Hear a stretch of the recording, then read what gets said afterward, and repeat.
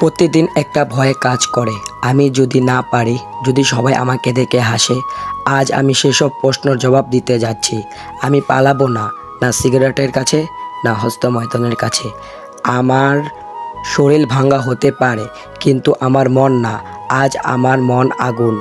আজ আমি নিজের সাথে যুদ্ধ করতেছি, নিজেকে প্রমাণ করার জন্য।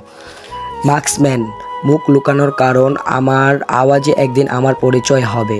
ডে ওয়ান, আমি পালাই না, আমি দাঁড়িয়ে যাই।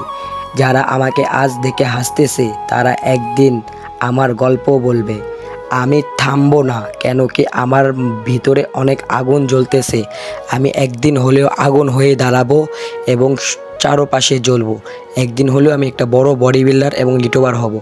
আমাকে সাপোর্ট করেন। আসসালামু আলাইকুম গাইস।